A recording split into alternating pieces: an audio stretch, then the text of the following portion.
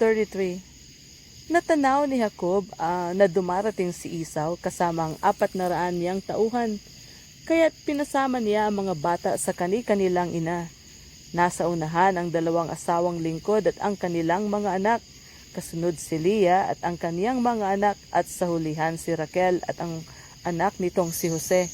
Umuna si Jacob sa kanilang lahat at 7 ulit na yumukod hanggang sa makarating sa harapan ng kapatid. Siya'y patakbong sinalubong ni Esau, niyakap ng mahigpit at hinagkan. Nag-iyakan ang magkapatid. Nang makita ni Esau ang mga babae at mga bata, itinanong niya kung sino sila. Iyan ang mga anak na kaloob sa akin ng Diyos, tugon ni Jacob. Nagsilapit ang mga asawang lingkod na kasama ang mga bata at yumukod. Sumunod si Leah at ang kasamang mga bata, at sa katapos-tapos ay si Jose at si Raquel. Yumukod silang lahat at nagbigay galang kay Esau. Ano naman ang mga kawan na nasalubong ko? Tanong ni Esau. Iyon ay mga pasalubong ko sa iyo, sagot niya.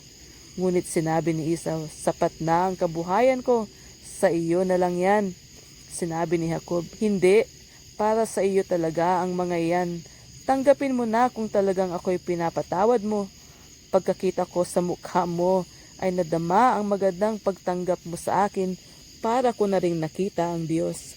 Kaya tanggapin mo na ang regalo ko sa iyo. Naging mabuti sa akin ang Diyos.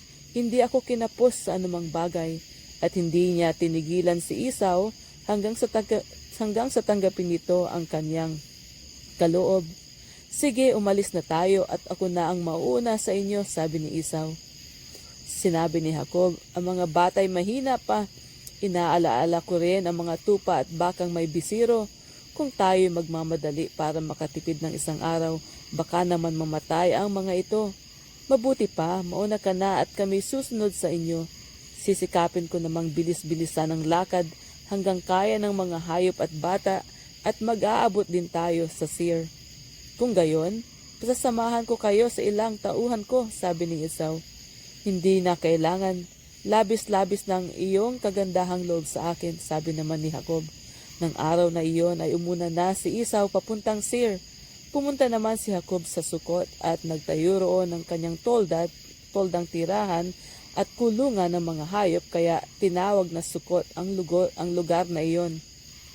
Mula sa Sukot, si Jacob ay tumawid sa Shechem at nagtayo ng kanyang tolda sa isang parang sa tapat ng lunsod. Nagbalik siya sa Kanaan matapos manirahan ng matagal sa Mesopotamia.